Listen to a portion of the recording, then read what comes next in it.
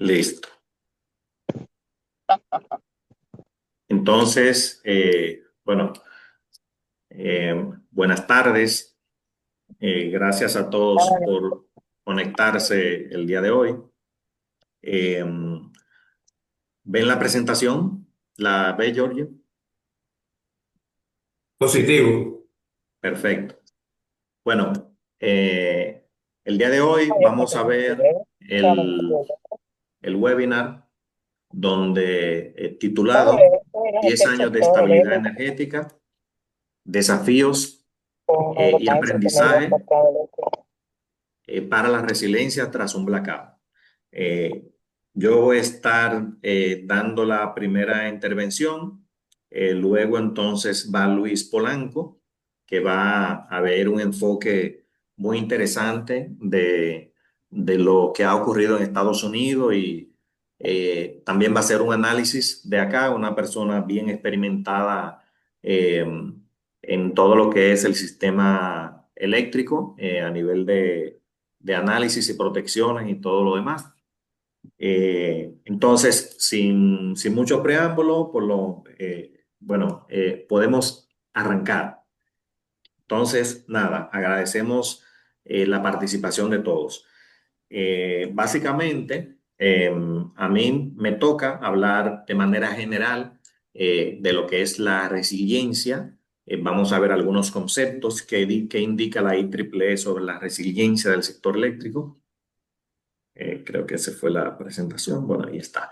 Sobre la resiliencia del sector eléctrico y vamos a ver algo bien interesante en base a lo que ha ocurrido de manera muy general en Australia, en Puerto Rico. Acá pueden ver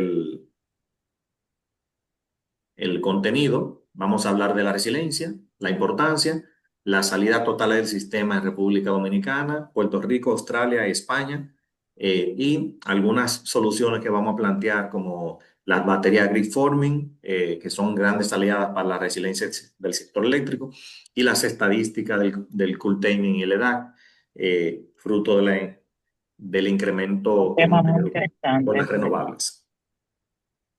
Muy Entonces, continuamos. Bueno, siempre parto mis presentaciones indicando dónde está ubicada la República Dominicana, que es un lugar muy estratégico a nivel mundial para todos los negocios, el desarrollo que lógicamente ha tenido el país y, cómo no, toda la bondad que tenemos, aeropuertos, destinos, puertos de carga, todo el desarrollo que ha tenido el país a nivel de zona franca y demás, que eso apunta a un incremento de la demanda de energía también. Entonces, eh, continuamos. También para hablar de las bondades que tenemos a nivel de radiación solar, en República Dominicana tenemos entre 5 y 6 kilovatios hora por metro cuadrado por día. Eso se traduce a 1.500 y 2.160 kilowatt hora al año. Si lo comparamos a nivel mundial, estamos en la franja más alta por estar en el Caribe y esos son de las bondades que tenemos como país, como República Dominicana. Entonces, ¿qué es la resiliencia? ¿Cómo la define la Real Academia? Como la capacidad de adaptación de un ser vivo frente a un agente perturbador, la capacidad de un material para recuperarse y volver al estado inicial. Hay unos sinónimos de lo que es la resiliencia, eh, como son la resistencia, la fortaleza, la adaptabilidad. Siempre hay que usar esas palabras, la recuperación, porque cuando veamos el sinónimo con el sistema eléctrico, es justamente la rapidez con la que se recupera el sistema, básicamente. Entonces, acá tenemos la resiliencia ya a nivel del sector eléctrico, es la capacidad de adaptarse, resistir a las condiciones cambiantes y recuperarse tras interrupciones, ya sea por fenómenos meteorológicos, huracanes, tormentas, fallas en el sistema de transmisión, así como algunos ataques físicos o cibernéticos, porque recuerdan lo que pasó en España, el apagón, que se creían que eran justamente unos ataques cibernéticos inicialmente, pero básicamente de eso se trata la resiliencia, la capacidad de la infraestructura eléctrica para resistir, responder y la velocidad con la que se recupera. Eso es importante. Entonces, ¿por qué es importante la resiliencia? Básicamente, para mantener el flujo eléctrico, todo depende de la electricidad, la estabilidad económica, porque afecta bastante negocio cuando hay una salida total del sistema, la seguridad de la nación, la seguridad pública, y básicamente esa es la importancia que tiene la resiliencia. La resiliencia no solamente se refiere a que la línea no falle, sino a la capacidad de mantenerse en servicio lo mejor posible y abarcar a la mayor cantidad de usuarios. Esto es importante que vean, por ejemplo, cómo define la IEEE. La IEEE tiene en su PES TR83 del 2020, indica que la electricidad, la interdependencia de la electricidad con el transporte, el petróleo, el agua, el gas, las telecomunicaciones, todo depende de la electricidad. Entonces, también la IEEE en abril del 2018 publica el PES TR65, donde básicamente define lo que es un trapezoide de resiliencia. Una vez ocurre la falla, entonces va a una fase 1, que es el proceso de perturbación, que se supone que el sistema estaba operando de manera normal antes del evento, luego viene el proceso de perturbación, que es donde ocurre el evento y el desempeño del sistema cae. Luego entonces se toman acciones correctivas, ya aquí en la fase 2, que es el estado de degradación posterior a la falla, entonces ya el sistema entra en condición de emergencia. Luego entonces de ahí viene la fase 3, el estado restaurativo, donde ya se implementaron las acciones correspondientes para la restauración del sistema. Partimos básicamente de los conceptos fundamentales antes de entrar en materia. También la IEEE define por ejemplo, o construye un modelo conceptual de la resiliencia del sector eléctrico. Básicamente, este modelo de resiliencia se refiere al proceso de definir, analizar, estructurar cómo el sistema eléctrico puede prepararse, resistir, adaptarse y recuperarse ante los eventos adversos. Esto es importante, simplemente le dejo los PES de la IEEE porque ahí está bien detallado todas las acciones que se deben tomar cuando hay un colapso del sistema, que ya eso se ha analizado bastante. Entonces, ¿por qué decimos todo esto? Un tema muy importante es el tema de las renovables. Todos tenemos que tener claro que a medida que va entrando energía renovable, le vamos sacando inercia al sistema. Y si ven, la IRENA hizo una publicación que al 2050 vamos a tener el 85% de todas las energías que se produzcan a nivel mundial que va a ser de renovable. Para eso se necesita un sistema eléctrico resiliente y una mayor flexibilidad. ¿Qué nos va a dar esa flexibilidad? Lógicamente, esa flexibilidad nos la va a dar las baterías. Eso lo vamos a ver en breve. Vamos a entrar en materia. Entonces, también la IRENA indica todo lo que se debe ir implementando para hacer un sistema robusto, la expansión de los sistemas de transmisión, los sistemas fax, los sistemas de almacenamiento, diferentes sistemas de almacenamiento y de hidrobombeo de baterías, etcétera. Todo eso está bien detallado. Entonces, la resiliencia en el sector eléctrico. Nosotros en República Dominicana, inicialmente, a nivel conceptual, la red tradicional era esto, donde la energía fluye solamente desde la generación hacia la demanda.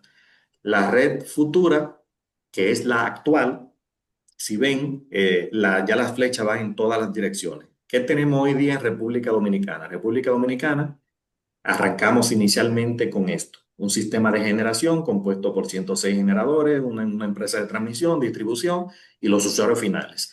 Hoy día, ¿qué tenemos? Tenemos esto. Tenemos prosumers, tenemos 250 usuarios no regulados que ya tienen paneles solares, que ya la energía va en ambas direcciones. Los sistemas de protección tienen que ver esa energía que fluye en ambas direcciones, tanto en distribución como en transmisión. Como pueden ver, en movilidad eléctrica tenemos más de 20.000 vehículos ya en medición neta. En medición neta tenemos más de 500 megavatios en energía renovable, más de 2.000 megavatios, más una licitación con almacenamiento.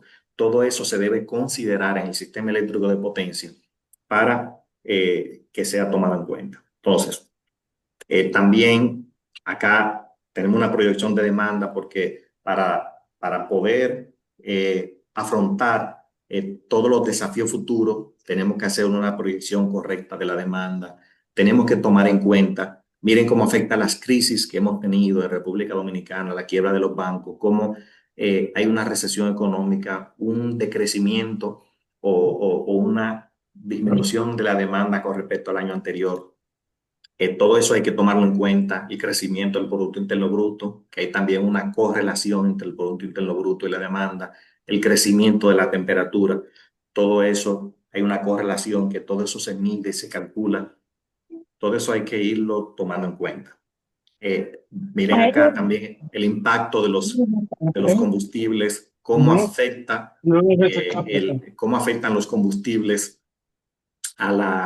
en el impacto económico del sector eléctrico, las plantas que funcionan con esos tipos de combustible. Esto fue fruto de la guerra de Oriente. También tuvimos una sequía. Estamos hablando de resiliencia y por eso estamos hablando de todo esto así de manera breve y rápida.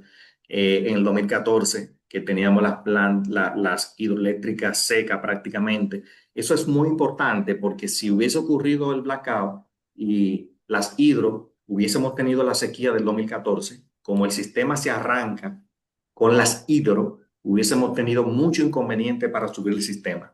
Entonces, todo eso hay que analizarlo. Y por ende, acá a la derecha tenemos un banco de baterías que ya yo siempre indico en todas mis exponencias que no debemos seguir utilizando la hidro para hacer ese black start. Es como que tú arranques un vehículo con otro.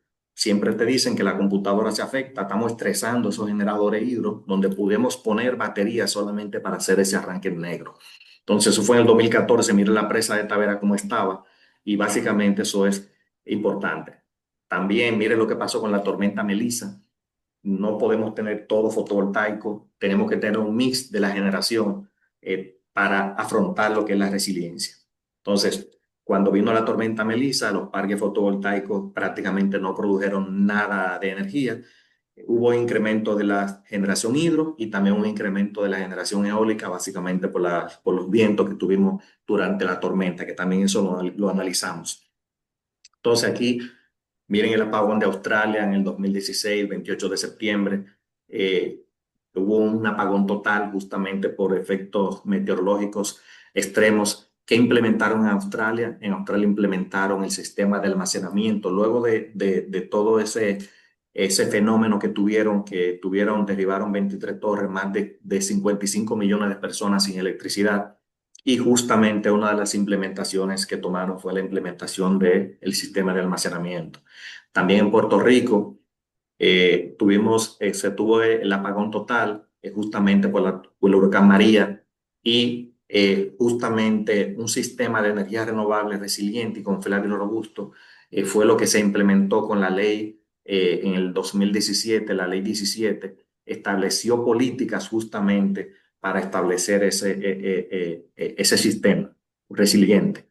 Entonces, el apagón de España, el 28 de abril de 2025, donde prácticamente el 60% de todo el país se desconectó. Básicamente una pérdida de 15 gigavatios hora en 5 segundos. Y básicamente también ellos implementaron y están implementando sistemas de almacenamiento. Aquí tienen, por ejemplo, las soluciones de los informes y los reportes que, que España tiene hoy día. Todo apuntan a modernizar y fortalecer la red de transporte y distribución, el almacenamiento, aumentar la capacidad de almacenamiento drásticamente, desarrollar inercia sintética mediante tecnologías avanzadas de grid forming, que lo vamos a ver también más adelante, y básicamente eso. Entonces ya luego viene el apagón en República Dominicana que, que ocasionó el día 11 de noviembre a la hora 13:23 a la 1:23 p.m. Eh, Como ven, el colapso del sistema, toda la generación sale, se va a cero, prácticamente a cero todo. Y una de las razones, ya todo el mundo sabe, la falla que hubo en la subestación de San Pedro de Macorís, que provocó una disminución de la frecuencia, luego la actuación del EDAC. El EDAC actúa los primeros escalones, actuó 3 veces, porque el EDAC tenemos hoy día unos 800 megavatios enlazados al EDAC, y no se pudo despejar la falla por completo. Entonces, aquí podemos ver lo que pasó con la generación total, que cae drásticamente. La solar también cae a esa hora. Básicamente, lo que pasó fue esto. Se quedaron unos 41 megavatios solamente conectados de algunas hidro, pero el sistema se fue en su totalidad. El OC, en esta ruta, en la página del OC, pueden ver, buscar el informe. El OC ya tiene un informe definitivo donde ahí está todo el detalle. Solamente le pongo la lámina, para que sepan dónde está. No vamos a detallar ese informe porque ya se ha hablado bastante del tema de este blackout. Ahora vamos a hablar de soluciones y cómo podemos evitarlo a futuro. Aquí ven simplemente la falla que hubo en San Pedro de Macorís, que fue donde inició la falla. Eh, Básicamente, este es el histórico de blackout en República Dominicana. En el 2004 tuvimos hasta 10 salidas totales del sistema. Se fueron implementando medidas de la adecuación del EDAC. El EDAC es desconexión automática de carga, que simplemente cuando se va a generación, se va a carga de manera automática para mantener el equilibrio entre la oferta y la demanda. Entonces, todo apunta a la actualización de la edad. El criterio N-1 se empezó a aplicar en el 2011, y básicamente eso es que las líneas de transmisión, tú la operas un 50% de capacidad cada una, y si una falla, la otra puede absorber el 100% de la demanda. Entonces, básicamente no hubo blackout hasta del 2015 hasta hoy, hasta ahora, hasta el 2025. Eh, y acá tenemos un histórico del año 1988 hasta el 2025. Han ocurrido 90 blackout, 90 salidas total del sistema. Aquí están las causas. Muchos son de generación, error humano, algunas no identificadas, falla en subestación, en línea, etcétera. Ahí están todas las causas. Eh, También aquí pueden ver, por ejemplo, yo hice una gráfica donde podemos ver la salida total de los blackouts versus la entrada de las centrales renovables.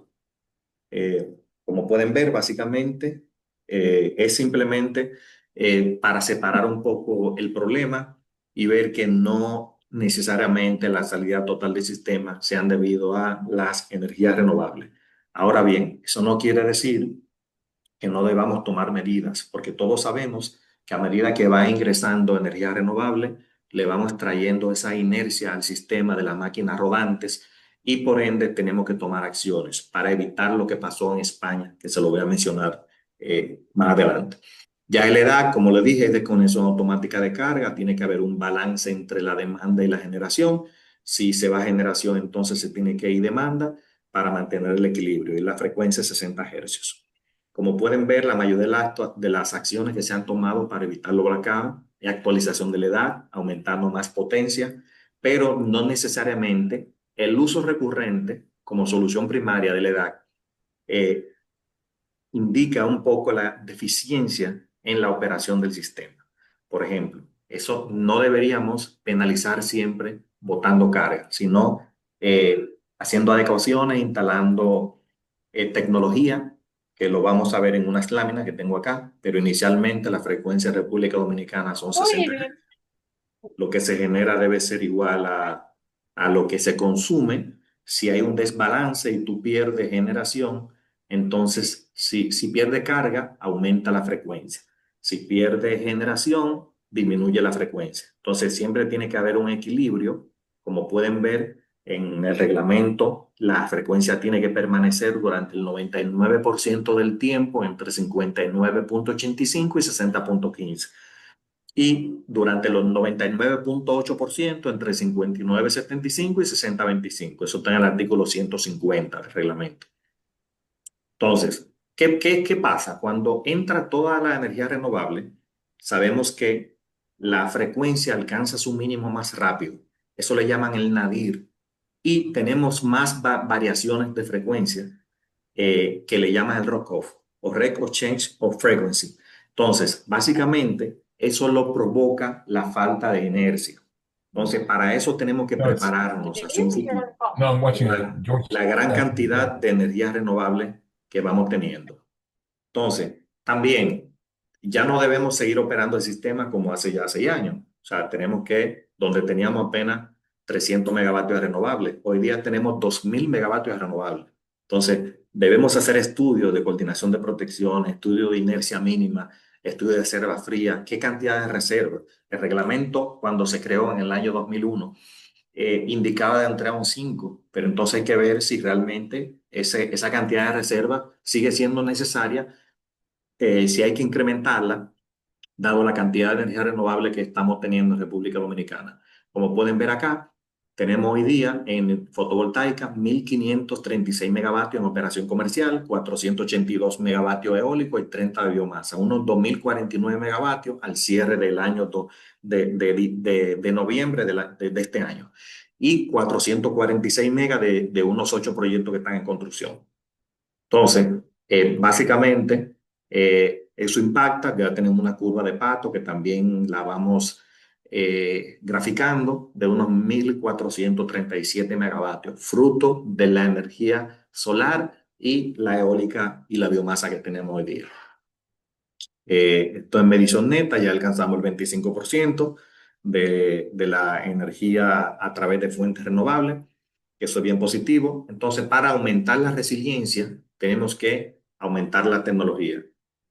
El sistema de transmisión flexible, FACS, el sistema de compensación de potencia reactiva, los SBC, que lamentablemente en la República Dominicana solamente CEPEN tiene una subestación con SBC. Todo esto mejora la estabilidad, el control de tensión. Esto se debe implementar ya en República Dominicana. Por ejemplo, también el DLC, evaluar en el sistema de transmisión lo que es el Dynamic Rate Rating, que habla el mismo idioma de las energías renovables. Todo eso está en unos estudios que hizo IRENA. También la CIE en, en el 357 es la que define mediante resolución las instalaciones que van a formar parte del sistema de transmisión, que por eso es que yo siempre motivo a que la empresa de transmisión instale baterías ya en diferentes puntos de la red a gran escala, justamente para evitar los curtailment, las variaciones de frecuencia, la regulación de tensión. La batería es algo maravilloso. Miren que antes tenían, por ejemplo, lo Stackcon, los SBC, hoy día las baterías y todo eso solamente apuntaban a mejorar los megabares. Hoy día la batería te mejora los megabares y los megavatios también, te inyecta potencia, te regula frecuencia. La batería es un equipo sumamente flexible. Entonces, por eso era que yo indicaba que de la batería standalone, para motivar a la empresa de transmisión a que instale ese tipo de almacenamiento y lo recupere a través del peaje total. Entonces, IRENA hizo un estudio en el año 2016 donde indicaba que podíamos tener hasta un 65% de energía que provengan de fuentes renovables. Pero en el mismo estudio, ellos decían qué se debe hacer, cuáles son las recomendaciones para superar esos desafíos. Indicaba todo lo que yo le mencioné, el tema del N-1, el tema del DLC, los SBC, los FACS y básicamente la implementación del almacenamiento. Y los inversores grid forming, que son formadores de red. A medida que entra más renovable, aumenta la inestabilidad. Eso es algo que tenemos que tenerlo bien claro. Pasamos de un sistema de máquinas rodantes de alta inercia a un sistema de pura electrónica de potencia.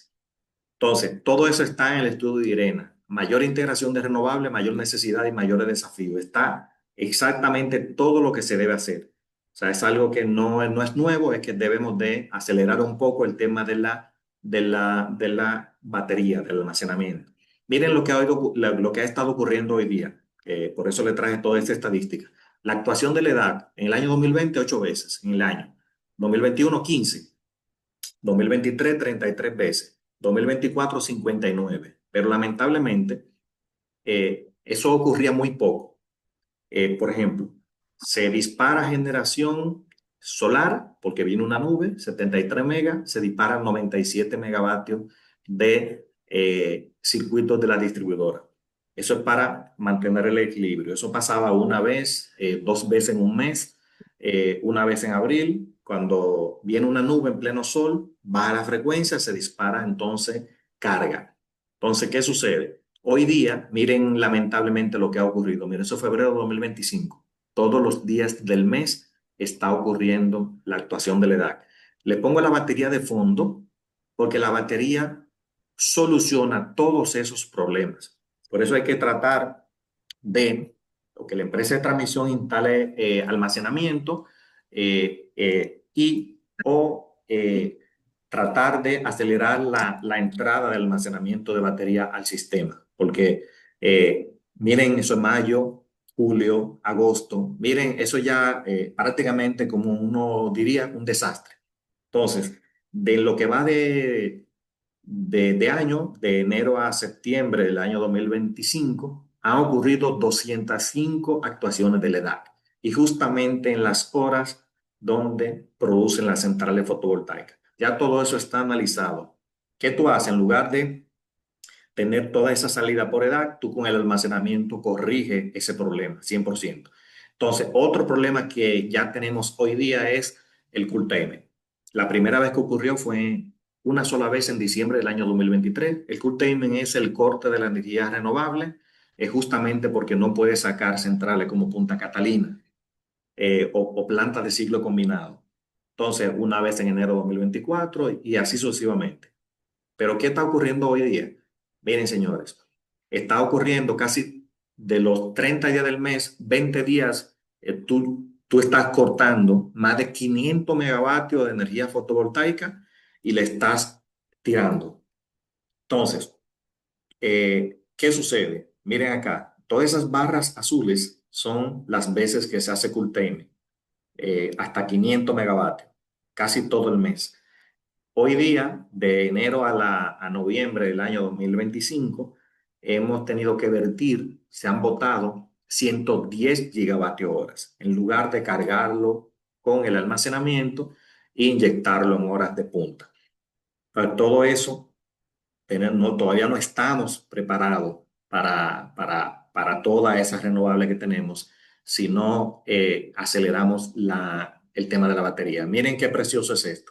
Usted hoy día, los precios en los meses del año donde la temperatura no es tan alta, tiene hasta 7 centavos. Te carga la batería a 7 centavos y la inyecta en la punta y baja los precios de la punta, que son $130.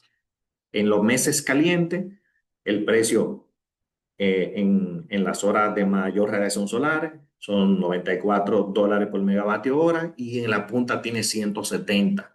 Entonces, hoy día estamos botando esos 500 megavatios de energía fotovoltaica en lugar de cargarlo e inyectarlo en la punta para bajar los precios de la punta. Entonces, ya hay un procedimiento de curtailment que lo tiene mediante una resolución de la superintendencia, la 118/2024, se aprueba ese procedimiento.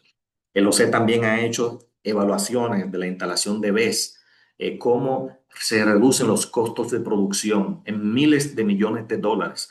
Como pueden ver, aquí si se instalan 60 megavatios, que por ejemplo en diciembre, 9,63 millones de dólares.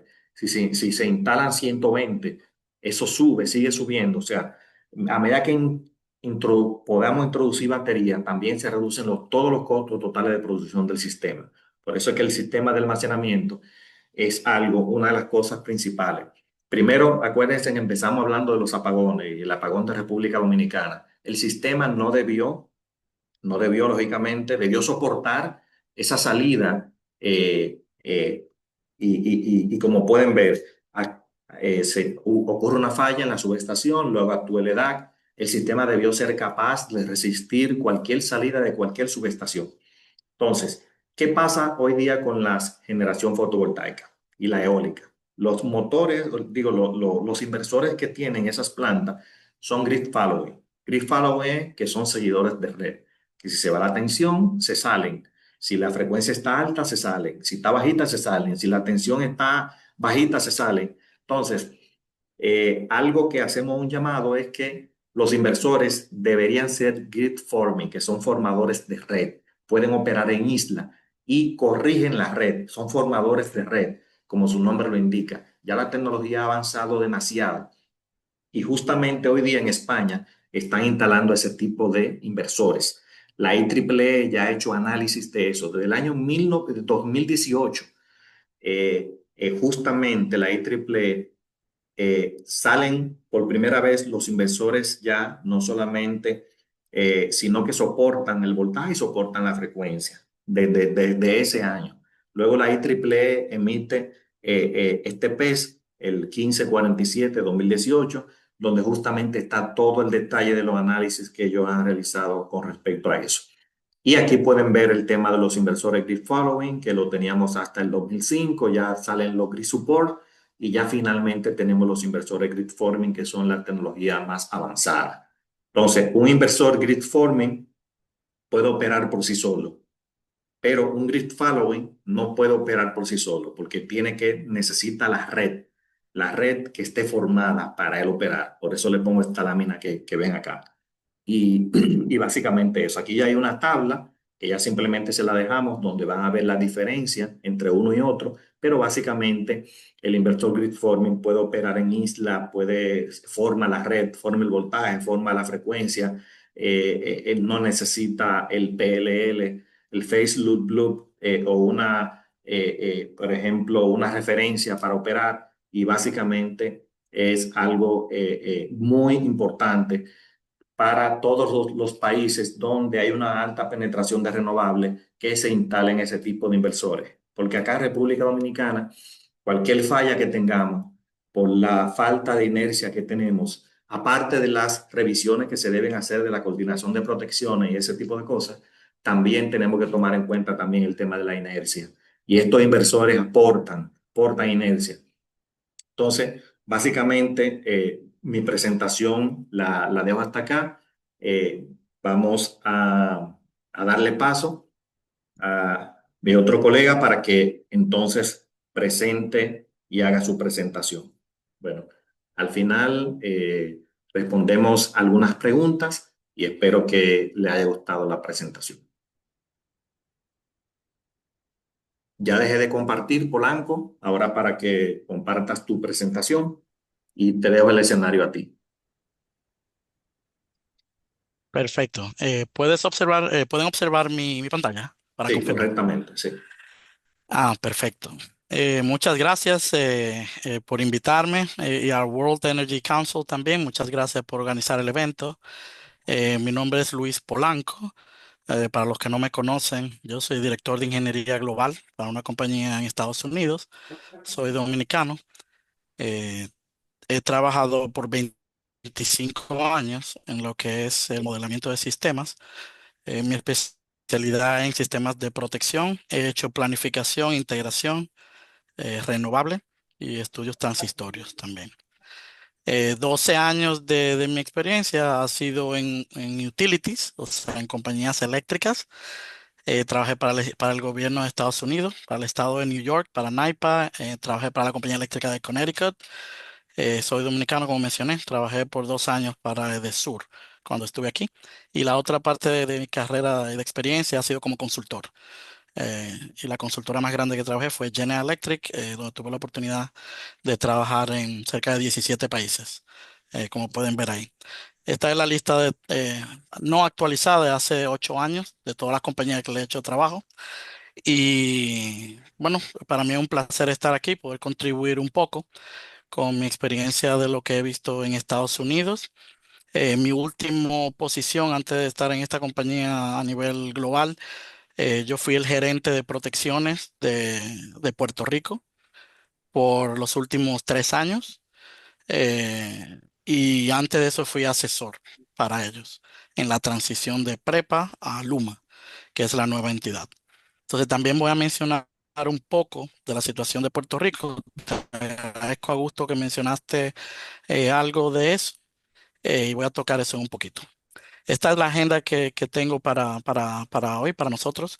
Unas pequeñas reseñas históricas de algunos de los blackouts más significativos de Estados Unidos.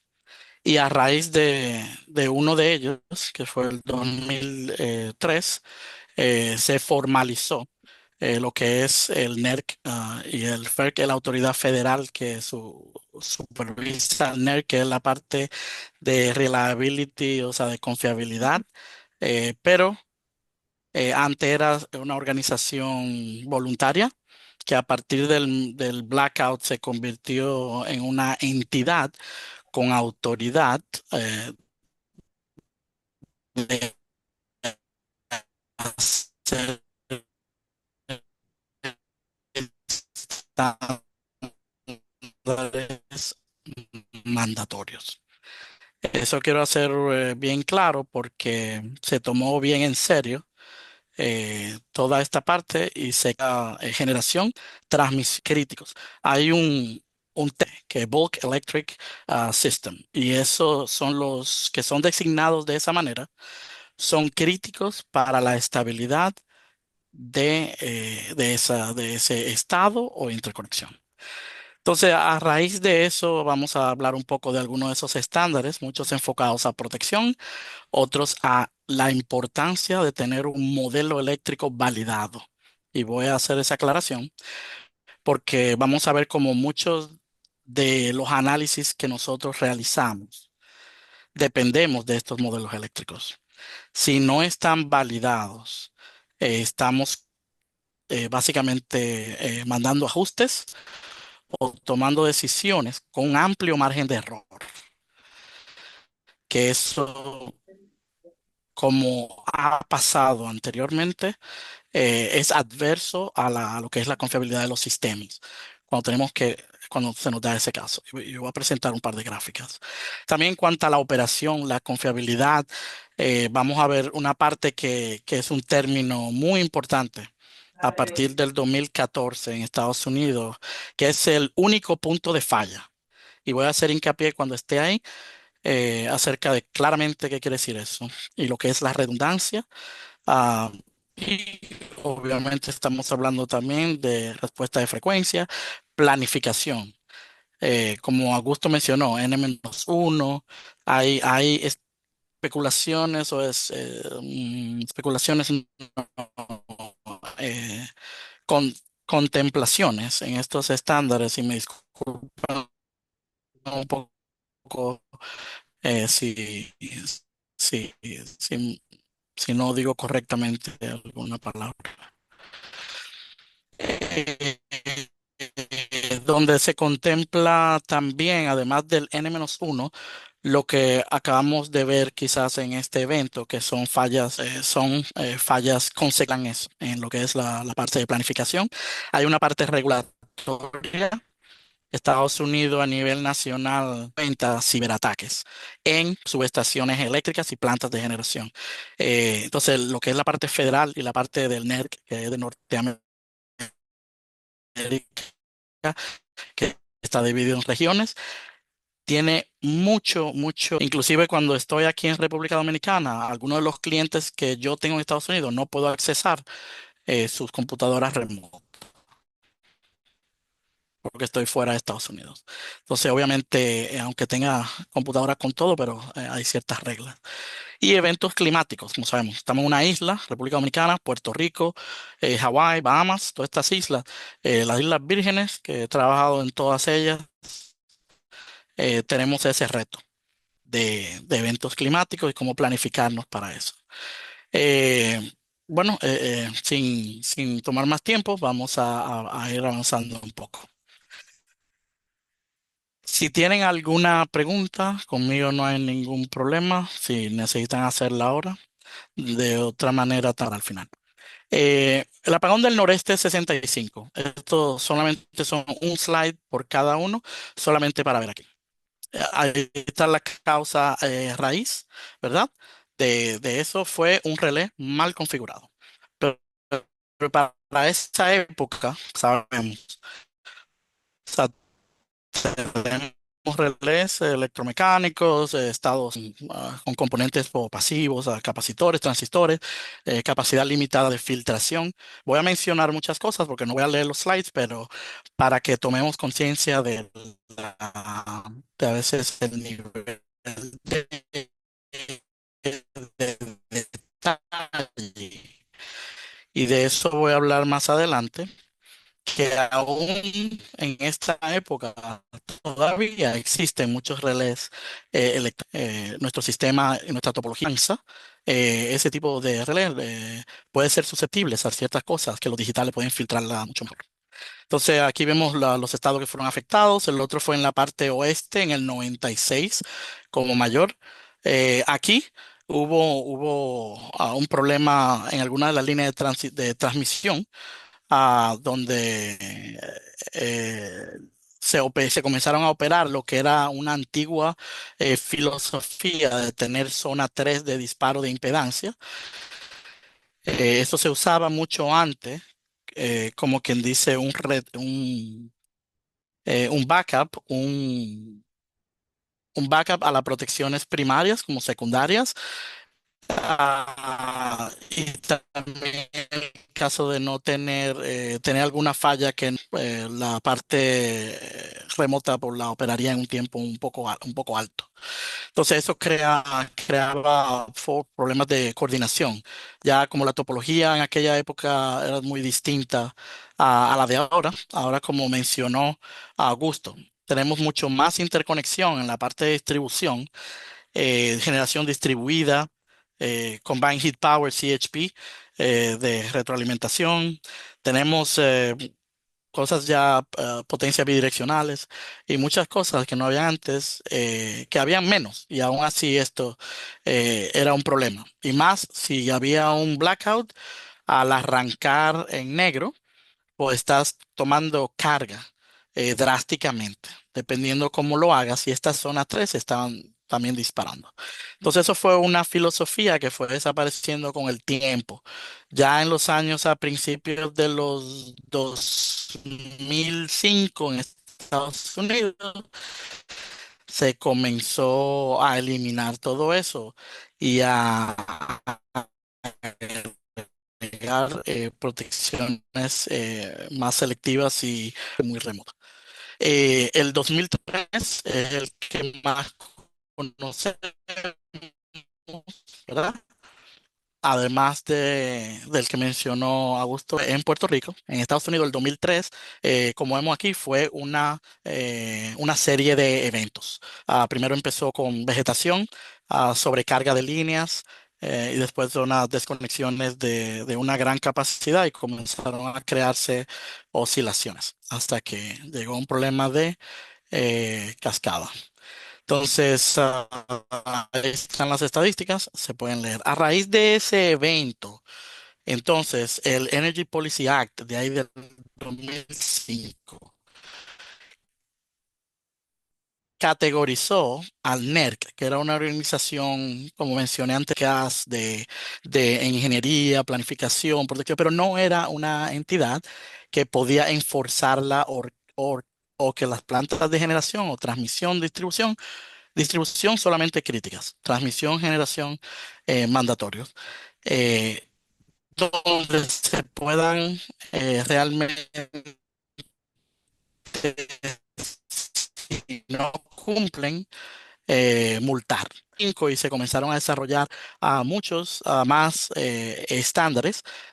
Y para dejarles saber un comentario, desde el 2013 yo pertenezco al comité de la IEEE del PSRC, que es el, el grupo de trabajo técnico para desarrollo de estándares de protección de la IEEE. Nosotros trabajamos paso a paso con la NET, porque 3 veces al año, más de 300 ingenieros de protección solamente, la parte de planificación, la parte de equipo, se reúne otras épocas.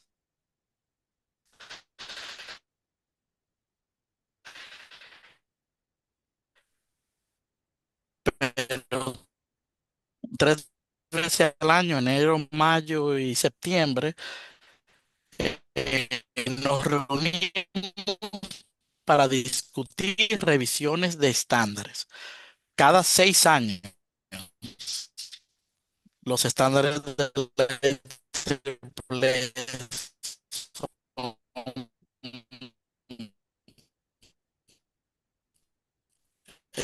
obligados a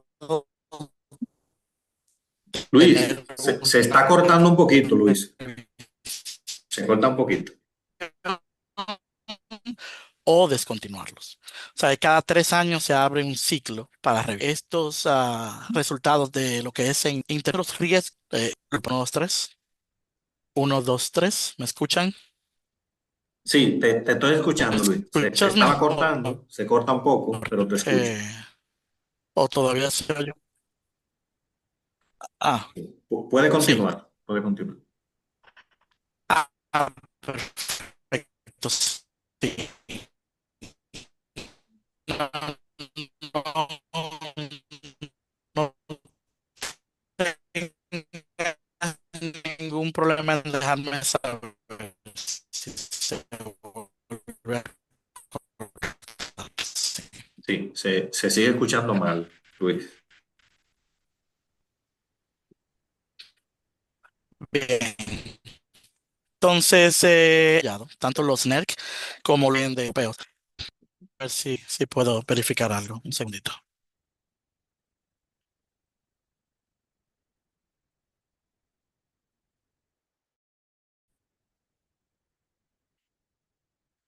Y bueno, ¿me escucha mejor ahora?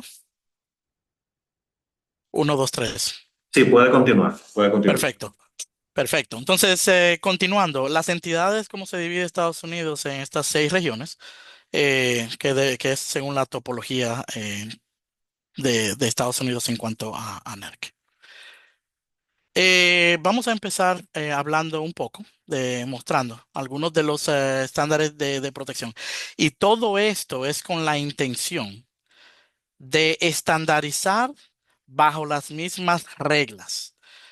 Ellos no te están dando los diseños, pero te están diciendo qué debe contener y qué debes tener y qué debes hacer en cuanto a mantenimiento, en cuanto a cómo tú ajustas tus set points, tus programación de los relés, cómo tú cumples de tal manera de que recuerden que bajo condiciones normales es una situación. Hay ciertas variaciones, generación carga, que no deben de hacer operar nada, oscilaciones de potencia estables y además de eso, solamente hay funciones que deben de operar bajo condiciones de falla. Entonces, todos estos estándares tienen una guía muy específica para poder guiarnos en cuanto a cumplir todo eso, para evitar eh, disparos innecesarios, disparos prolongados o no disparos o que no dispare para nada. Bajo todas las condiciones, siempre nosotros vamos a querer disparar. Cuando yo estaba viendo algunos de los reportes, obviamente del OC y de algunos reportes, ¿verdad? Preliminares y el OC el final, vi que hay muchas operaciones, ¿verdad? Que de algunos dispositivos que no operaron.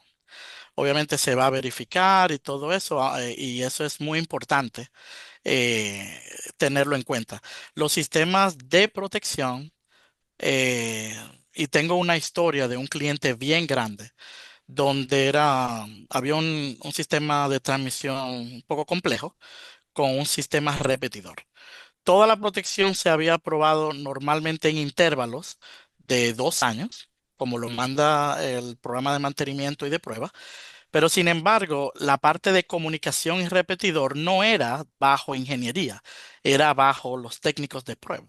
Entonces, ¿qué pasa? Toda la parte de ingeniería y las señales de protección importantes se enviaban, pero nunca en los 5 años o 4 años de ciclo 2 se hizo una prueba integral de todo el sistema. Eh, ¿Cómo y, avanza? y había un problema sostenido por 5 años que gracias a Dios no tuvieron una falla en esa línea de 230 kb. Entonces, las protecciones solamente van a operar, claro, durante fallas, pero hay que probarlas desde los relés, los circuitos DC, los contactos auxiliares, los relés auxiliares y todo eso, porque cuando más lo necesitamos, pues deben de operar. En cuanto a los estándares MOD, son a la validación de los modelos. Cuando hablo modelos eléctricos, son modelos de estado estable y modelos dinámicos, a su vez como los modelos que se usan para análisis de cortocircuito, que no son los mismos, no son las mismas herramientas. Pero de esto es muy importante porque muchos, el blackout también del 2003 resultó, y vamos a ver una grafiquita que tengo más adelante, donde muestra realmente una respuesta del sistema que se tenía versus la real que se obtuvo eh, cuando se vieron los eventos. Y esto es a lo que me refiero aquí. La parte de arriba es la potencia inestable, las oscilaciones que vemos de potencia, que obviamente tienen un damping negativo, pues están oscilando, incrementando. O sea, eso es una inestabilidad obvia. Sin embargo, en el modelo eléctrico del West se tenía la respuesta de abajo. Entonces, ese modelo no estaba validado dinámicamente. Y a eso me refiero, que se tienen que hacer validaciones de modelos de excitación de governors y de respuestas de la planta natural bajo diferentes condiciones de carga. ¿Por qué? Porque eso es lo que vamos a tener en los modelos para nosotros poder identificar, así como Augusto mencionó, y yo mencionaré un poco más adelante, este evento en la República no tuvo nada relacionado, vamos a suponer, con el que tuviera, ok, había un 40% de renovable, que causa que la razón de cambio de la frecuencia sea mucho más rápida. Obviamente, el nacer va a llegar mucho más rápido. Pero hubo una interacción humana, otra interacción de operación. Entonces, y hubieron unas cuantas otras cosas de redundancia, ¿verdad? Que se identificaron. Ahora se hace un plan de mitigación y se hacen recomendaciones. Pero eso no quita de que como mejor práctica mandatoria para mantener una buena confiabilidad en los análisis, que tenemos que tener una validación de las respuestas de los controles de las plantas.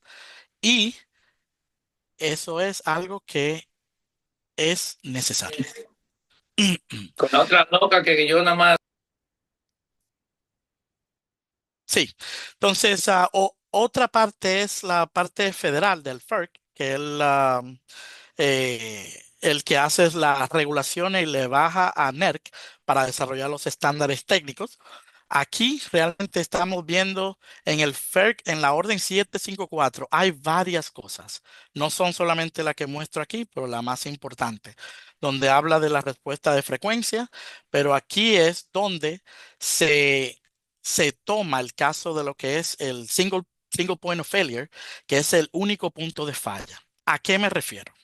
Si yo les digo a ustedes y les planteo que tengo en un equipo eléctrico de potencia dos relés de protecciones para protegerlo, eso no es redundancia si los dos relés están alimentados del mismo transformador de corriente y transformador de voltaje. Si esos dos relés, aunque estén bajo alambrados con diferentes transformadores de corriente y voltaje y tienen la mismo canal de comunicación, que ese canal de comunicación si se va, se deshabilitan los dos, eso es un single point of failure.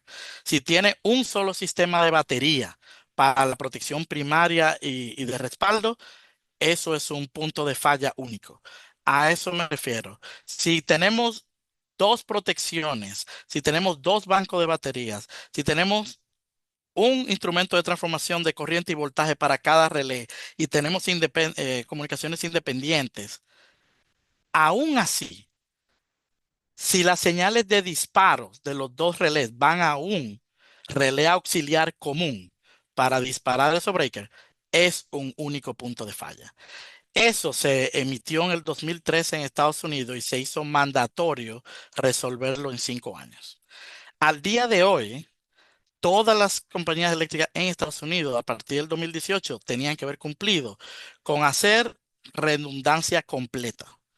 Y en todas las categorías, todas las subestaciones que están categorizadas como BESS, como les dije, que son críticas, tienen que tener doble redundancia mandatorias. Las que no, es opcional. Pero las mandatorias son las que son consideradas BESS. Si hay una subestación que se va a expandir y se va a categorizar como BESS, todo hay que modernizarse, todo hay que separarse. Desde los bolts, de las trancheras donde llevan los cables, separado la parte primaria y secundaria. Dos baterías, dos, todo realmente. Y en muchos de ellos han adoptado inclusive han adoptado, porque ellos así lo han querido, tener una protección primaria de un manufacturante y una secundaria de otro manufacturante. Eso no es mandatorio, eso es preferencial. Porque ha habido casos que si utilizan los dos mismos manufacturantes de una misma serie 300, serie 400, pueden ser susceptibles a las mismas, al mismo efecto de algo adverso que puede haber en el sistema. Entonces, esa es la razón debajo de eso. Como mencioné, la importancia de tener un modelo validado. Lo mencioné en dos o tres diapositivas anteriores. Aquí vamos a ver más en detalle qué quiere decir eso, ¿verdad? Porque para darle un ejemplo, cuando yo tomé la posición de gerente en Puerto Rico hicimos un trabajo tremendo con el modelo. Porque imagínense que después de María, todo el esfuerzo de Puerto Rico, que duró casi un año, muchas personas en recibir energía, fue un desastre como nunca antes visto. Se reconstruyó lo más rápido posible el sistema de distribución, transmisión, generación, todo fue bien rápido, lo más rápido posible, de manera segura, pero la documentación de lo que se hizo no iba tan rápido como la implementación. Porque lo que se quiere es que llegue la energía lo antes posible al cliente. Se instalan, hubieron personas y equipos que vinieron de toda parte de Estados Unidos y de otros países. Entonces, la documentación no llegó al modelo eléctrico tan rápido, duró años. Cuando yo tomé la gerencia, trabajamos un año y medio completo. Yo tenía un equipo de 38 ingenieros en Puerto Rico y 17 remotos. Todos tuvieron que ir a todas las subestaciones, bajar todos los ajustes, trabajar con la gente de subestaciones, del field. Y básicamente pudimos validar el modelo de transmisión, modelando todo lo que es el acoplamiento mutuo de las líneas paralelas para secuencia cero. Validar las distancias, secuencia positiva. Habían algunas que estaban hasta con problemas de distancia y no había un aire. La parte de secuencia cero se retrabajó completa. Entonces, lo que digo es que muchos disparos eran porque el análisis se hacía con una herramienta donde estábamos contemplando hasta un 30% de error y yo llegué a ver hasta un 60 y 70 en secuencia cero.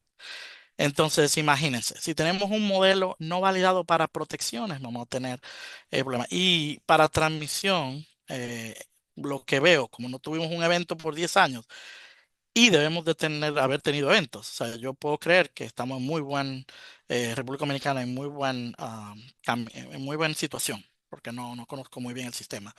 Pero en la parte también de coordinación de generación-transmisión. Nuestras plantas son antiguas. La última fue Punta Catalina, creo que fue 2015, algo así. Eh, yo tuve la oportunidad de trabajar en las protecciones de eso porque se fabricaron en General Electric. Pero lo que digo es que una coordinación, generación, transmisión es necesaria. ¿Por qué? Porque hay si vamos a ver muchos récords de disparos en RD, pude observar muchos disparos que son, claro, situaciones de planta, situaciones de transmisión, o sea, pues, son situaciones normales, topología, vegetación, puede haber errores del relé, miles de cosas, pero hay muchas que están categorizadas como no definidas, como no se pudo determinar qué pasó.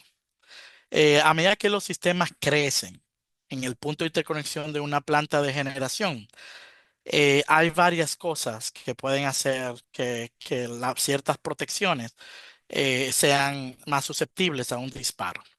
Y todas son solamente algunas dos o tres funciones realmente.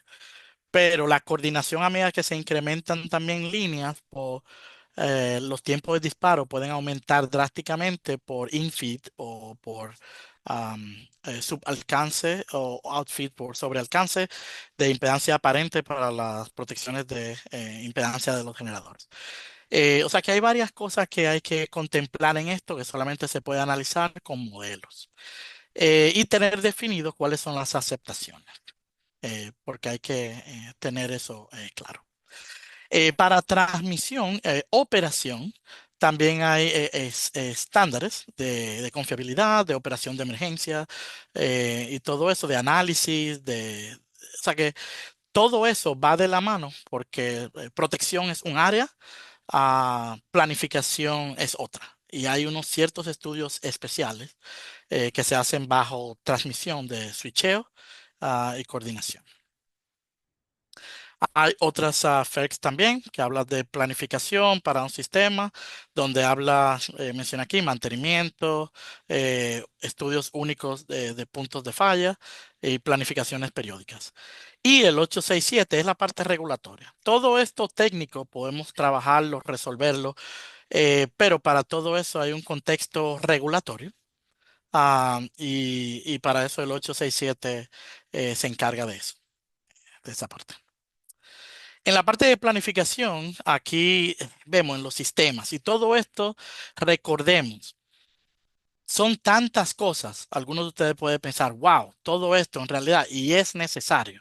Es como cuando alguien me dice, no, pero ¿por qué no protegemos todos los equipos con sobrecorriente solamente?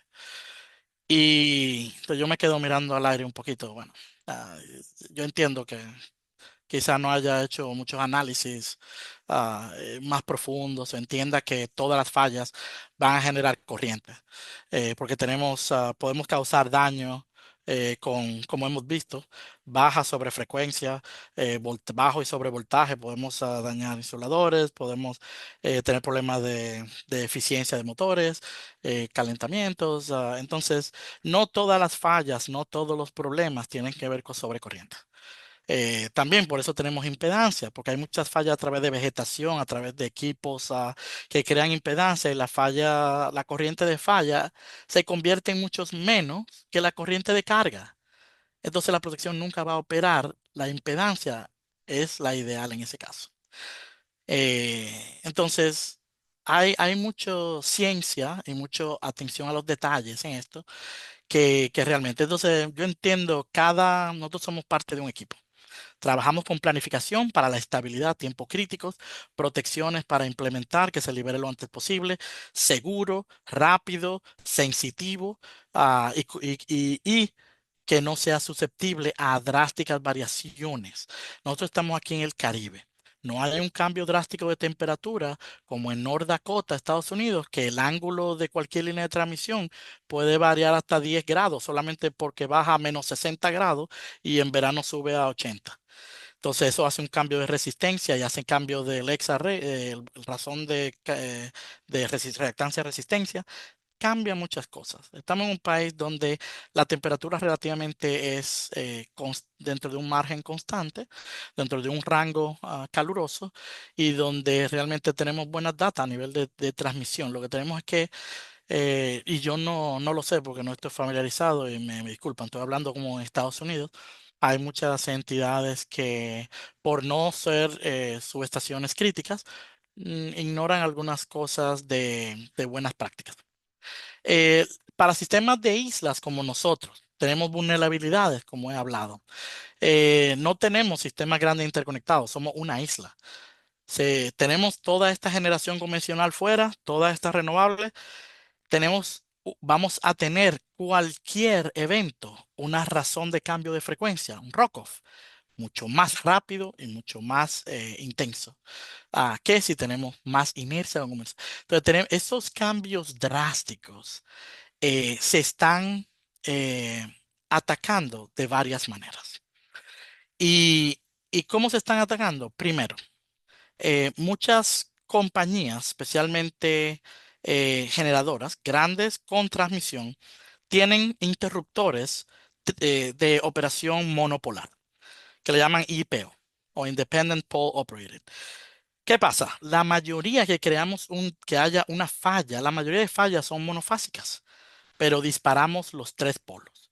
¿Qué hacemos en ese caso? Estamos creando una separación mucho más drástica para el sistema, lo que crea o forza una respuesta más rápida a mantener la estabilidad vía el desenlace automático de carga, como le llaman ustedes, EDAC, o el Under Frequency Load Shedding, el UFLS. Entonces, muchas han estado implementando que solamente liberan la falla, la fase fallada, donde está la falla. De esta manera, si es una falla monofásica, las otras dos fases contribuyen a la estabilidad y la frecuencia no varía tanto. Lo único que hay que contemplar en eso, una coordinación buena entre la protección de secuencia negativa de la planta, porque se hace un recierre automático rápido si es una sola fase. Muchas veces si es dos, no, porque puede crear un impacto en el generador si es muy cerca. Pero todo se trabaja con lógica. Hay muchas compañías que si es menos de 80% de distancia, no recierran. Y si es más de 80, sí. Entonces hay muchas cosas que se pueden hacer. La, la, la otra es, como tenemos relés inteligentes en esta época, a esto me refiero digitales, microprocesadores, con múltiples grupos de ajustes. Se ha estado también contemplando un sistema adaptivo o adaptativo, y en este caso es el Under Frequency Load Sharing o UFLS, que es equivalente al EDAC. Entonces sería un sistema adaptativo del EDAC, dependiendo del porciento de incremento de renovable, para, para sacar diferentes tipos de bloques de cargas. Y de esta manera, a más renovables, ¿qué necesitamos hacer? Probablemente sacar más carga más rápido. Entonces, a menos, menos. Entonces, ese sistema adaptativo solamente se puede hacer, puede ser exitoso si tenemos comunicación, si tenemos buenos modelos, si tenemos buenas informaciones de controles y de respuestas de plantas, y una buena comunicación entre todas las entidades. Eh, Perfecto. Entonces, hablamos ya de redundancia, lo que mencioné anterior. Como esta presentación la preparé para compartirla, aquí le dejo saber redundancia en cuanto a los instrumentos de transformación, redundancia a través de los relés primario, secundario, y aquí algunas pautas alineadas con lo que son las buenas prácticas del NERC y todo para elementos de sobrecorriente, de secuencia negativa, de elementos para detección de falla a tierras. Para no entrar en detalle en esto, que son más técnicos y enfocarme ya en la parte más adelante final. Y las comunicaciones y las baterías DC. Eso fue la parte que les comenté anterior. La redundancia va en todo. Y además de ser redundante, es una separación eléctrica. Si el relé primario y el relé secundario, el primary y el backup, están en el mismo gabinete, si ese gabinete coge fuego, se van las dos cosas. Entonces, a eso se llama total redundancia y separación eléctrica. Aquí, en esta, quiero mencionar el impacto ya de las renovables. Como mencioné anteriormente, ¿verdad? Tenemos Puerto Rico, RD, Hawái está bien avanzado con una integración súper con renovables. Entonces, ¿qué es lo que debemos de entender con las renovables? Sí, y lo voy a poner de una manera muy simple, porque es así que se puede, nos podemos identificar más fácil. Es si yo compro un Porsche y compro un Honda Civic, los dos son carros. Si tenemos dos plantas fotovoltaicas con dos tipos de inversores distintos, de la misma capacidad, del mismo voltaje, todo igual, no van a reaccionar igual. Entonces debemos de entender que hay ciertas inconsistencias en las inyecciones. Estoy hablando de secuencia negativa, secuencia cero, que se utiliza para direccionalidad en las protecciones. Y también, discúlpeme, además de la integración que crea ciertos impactos en el sistema que nosotros debemos de entender a nivel de planificación y protección. Eh, no solamente la inercia, sino que a medida que incrementa todo ese renovable va a contribuir menos en cortocircuito que la generación convencional. También tenemos también un mayor incremento de armónicos que debemos de entender. Entonces, son varias cosas que debemos de tomar en cuenta. La inercia, debemos de tomar en cuenta un sistema quizá adaptativo para el EDAC, vamos a decir. Quizás para el cortocircuito, si tenemos 40% de renovable y están localizados en una zona, hay que verificar cómo es el cambio de ese cortocircuito con ese 40 en el sistema versus 10% cuando es en otro tiempo en el día. ¿Por qué? Porque en los sistemas de protección tenemos lo que son supervisiones de falla. Operan en base a corriente y voltaje. Uno de los estándares del NERC, el PRC 27, si hay cualquier cambio de más de un 15% de cortocircuito en cualquier barra en el sistema, hay que hacer una evaluación a ver cómo afecta eso y si la protección está adecuada. Porque muchas no operaciones pueden ser por baja corriente de cortocircuito durante ese tiempo de renovable. Otra cosa es que hay papeles técnicos, se lo voy a compartir al final, donde también bajo situaciones de renovables o el elemento de impedancia son susceptibles a errores mayores de cálculo. Entonces, todas esas cosas en la industria, lo bueno que me gusta del NERC y del FERC y todo, es que es todo federal y de gobierno y ustedes y cualquiera puede acceder a su página y hay una sección que se llama Lecciones Aprendidas. Ahí están desde el 2003, 2004, documentado muchos problemas en todas las áreas, porque las compañías están obligadas a reportarlo si son mayores, pero no se dice de qué compañía fue. Solamente para que la experiencia esté para que no vuelva a suceder. Entonces, como mencioné anteriormente, limitación de corriente de cortocircuito, ¿verdad? La otra es que un incremento en un término en protecciones que se llama SIR o Source Impedance Ratio, que también afecta a los elementos de sobrecorriente e impedancia. Obviamente el comportamiento de las corrientes de secuencia cero, perdón, negativa y cero son bien limitadas.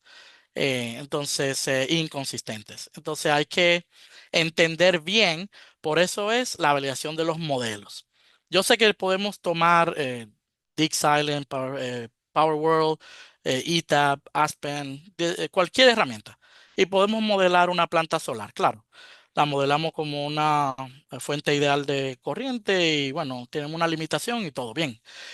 Pero no estamos representando actualmente, lo que estamos solamente viendo un máximo de un 10% de contribución y ya, pero no estamos viendo el comportamiento dinámico de la secuencia negativa o cero que se usa para direccionalidad. Y eso ha causado problemas y también le voy a compartir al final unos documentos. El adaptativo, aquí lo menciono, claro, las baterías, muy importante. También, pues sí, voy a mencionar, claro, el grid forming que mencionó a Augusto, excelente, porque como isla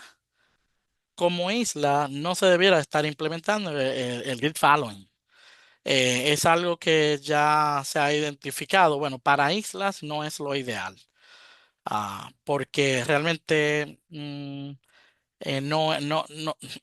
va a contribuir a resolver el problema realmente. Sí, entonces algunas recomendaciones en cuanto a la IEEE, ¿verdad?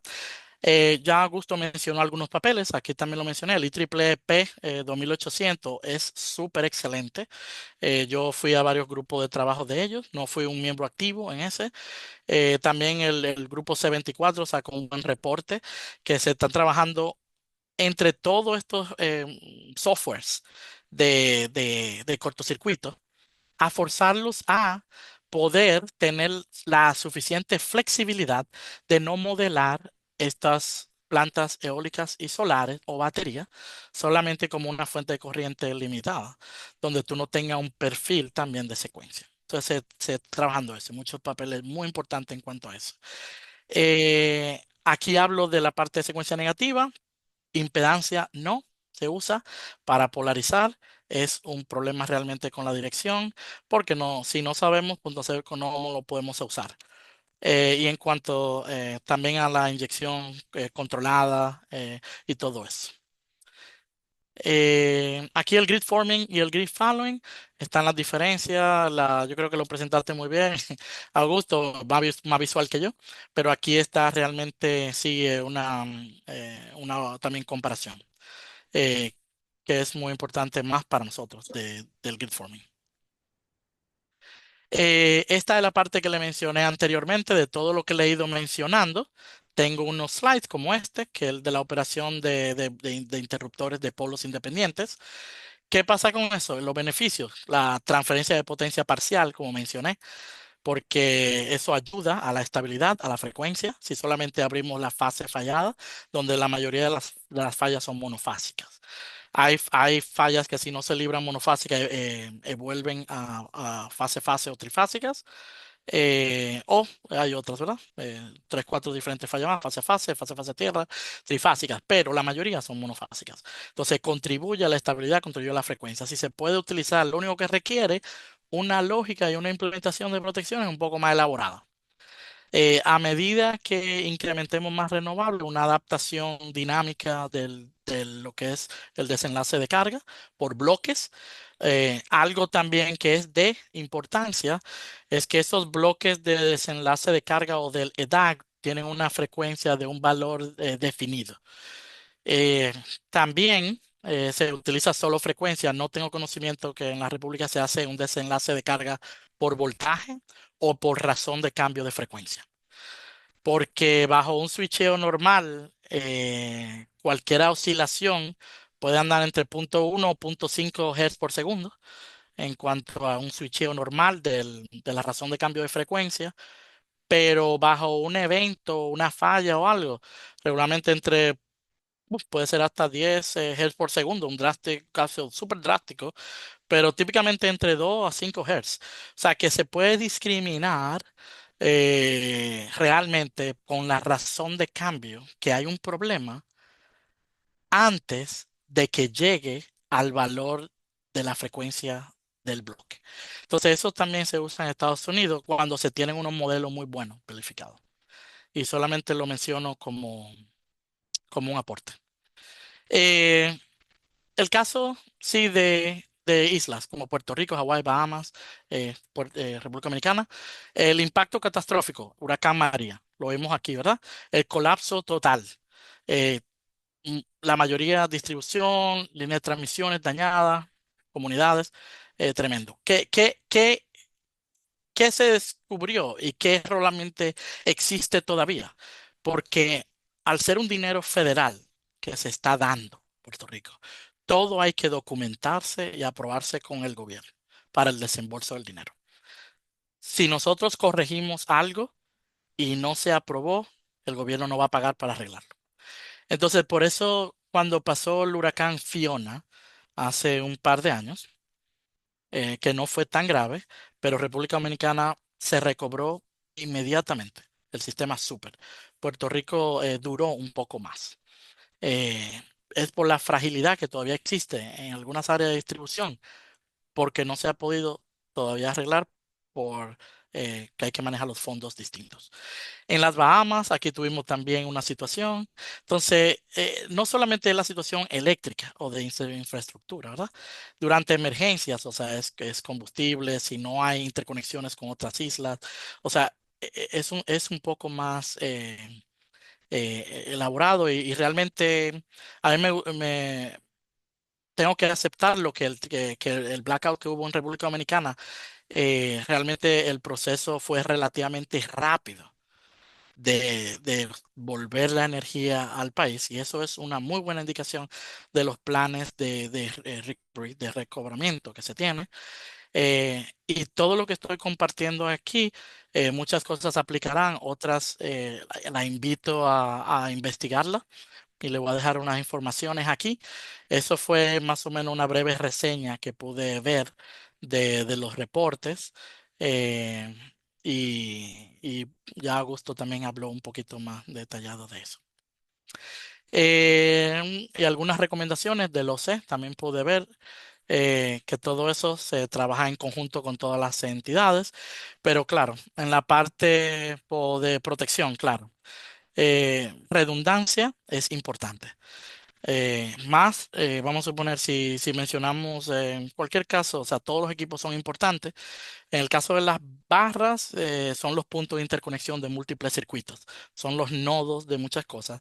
En esa parte, redundancia también es muy importante. eh, Transformadores principales, todo eso, la coordinación de las protecciones, los tiempos de actuación, si hubo arco a través de un insulador, si hubo un cable, una vegetación, vamos a tener arco. Entonces la corriente va a reducirse y el tiempo de operación puede ser mayor al analizado, pero si se tiene respaldo de impedancia, eso mejora los tiempos de actuación que sobre corrientes solos. Entonces, se hicieron muchas recomendaciones de mejorar la coordinación, validar los ajustes, eso es muy importante, tener la base de datos, yo estoy de acuerdo, todo eso está perfecto. Además de validar los ajustes, claro, como mencioné anteriormente, es probar los circuitos. Sí, yo he tenido muchas situaciones donde no operó y se verificó que los ajustes estaban bien, todo. Ok, ¿qué pasaba? Un contacto sulfatado en el circuito de disparo. El relé actuaba bien, iba un contacto auxiliar de un relé auxiliar, el auxiliar tenía un contacto que es sulfatado, porque la bobina de ese breaker tenía una inductancia muy alta y la constante de tiempo era más de 40, que el manufacturante decía que, bueno, este relé te puede, no va a arquear siempre y cuando la bobina tenga menos de 60 ohmios de resistencia. Entonces, a ese nivel de detalle es importante ver, porque cuando no opera algo, no necesariamente que la protección está mal ajustada. Puede ser que el instrumento de transformación, el CT, tenga mucha impedancia secundaria y el CT se esté saturando. Quizá ese CT tiene una clase de medición en vez de protección por error. No solamente bajo un cortocircuito alto un CT se va a saturar. Si vamos a la IEEE, al estándar C37.110, que es para la aplicación de los instrumentos de transformación para protección, vemos que hay una saturación AC, que es simétrica, y la DC, que es la parte subtransistoria y transistoria, donde hay una constante que es reactancia sobre resistencia más 1, donde hay un multiplicador de la constante de simétrica. Entonces, cuando tomamos ese factor, si es bien alto, porque tenemos muchos transformadores cerca, ese CT se puede saturar con una corriente menor a las 20 veces, según el nameplate, eh, el nameplate del CT. Según la IEEE, entonces se puede saturar también. Hay muchos factores, no es solamente un cortocircuito alto. En operaciones, perfecto, mantener más rotacional, eso pasa mucho en Puerto Rico. Nuevas tecnologías de adaptación, como mencioné, tomar ventajas, la complejidad, yo lo entiendo. Las protecciones hay que mantenerlo más simple, pero bajo un sistema muy dinámico, donde un día podemos tener cero renovable y al otro día 40%, debemos de pensar en esos ajustes, porque la frecuencia puede variar mucho, el cortocircuito puede variar mucho y armónicos puede afectar las impedancias. Todo eso puede ser la causa de algunos de esos disparos desconocidos. Y obviamente capacitación y infraestructura. Eh, Resumen, hemos hablado de todo esto ya. Eh, Quise compartir con ustedes muchas de las mejores prácticas y algunas de los estándares de Estados Unidos que estoy familiarizado, y las mejores prácticas en cuanto a renovables, baterías, súper bien, grid forming, excelente, Hay nuevos estándares de Estados Unidos enfocados a eso solamente. También se lo voy a compartir en un momento. Reserva rotacional, EDAC, adaptativo, si se considera en el futuro. Lo que es el efecto de los armónicos, entender eso para adicionalidad. Y la razón de cambio de la frecuencia. Pues obviamente tomar en cuenta la detección basada en la razón de cambio que en un ajuste fijo. Vamos a sacar el primer bloque a 58.6 Hz. Pero la razón de cambio de 60 a 68, que lo hace más rápido, puede actuar ante eso, antes que el valor en sí definitivo. Algunas lecciones que quise poner ahí en cuanto a la coordinación, monitoreo. Es importante entender que si vamos a hacer sistemas dinámicos o ajustes dependiendo, tenemos que tener un buen sistema de monitoreo. También el NERC tiene un estándar, el 028, donde habla de los equipos de monitoreo de disturbios, mantenimiento preventivo. Cuando hablo riguroso, no es solamente ajustes, tenemos también que ver las tolerancias. Inclusive los relés digitales pueden tener problemas de filtrado lento. Y eso se lo voy a mostrar en un slide. Ya estamos llegando casi al final. Capacitación operativa para prevenir errores humanos, para entender eso, cómo reaccionar. La redundancia, que no es solamente en la protección, en los equipos de instrumentos, comunicación, baterías, ruta, separación, eso es muy importante. La evaluación de los modelos y la preparación para los renovables, que no son malos, son un reto solamente. Y lo que hay que entender que diferentes manufacturantes no producen lo mismo. Entonces, si podemos hallar la manera de estos proyectos renovables, poder exigir, y yo que trabajé en un manufacturante, te puedo decir que ellos pueden proveer lo que le llaman una caja negra. Una caja negra es un modelo con los scripts o todos los códigos propietarios de ellos, donde tú tengas unas entradas donde inyectes una entrada y tengas una respuesta. Donde tengas una respuesta que es realista a esos dispositivos. Entonces, es posible y es algo que debería de hacerse más en una isla. Porque si se obtiene y todas estas instalaciones, pero solamente se estima como de modo ideal, no ayuda a la parte dinámica. Esto es una simplificación al final de lo que estuve hablando. Ya para el final, solamente algunas cosas. Aquí es lo que hablo con la parte dinámica. Incluso las protecciones, debemos entender, eso que ven a la derecha es la trayectoria ciclo por ciclo de una falla en la parte trasera de behind, no a la línea de protección, sino en la parte de atrás. Entonces yo veo como la trayectoria pasa por mi protección que estoy mirando al frente.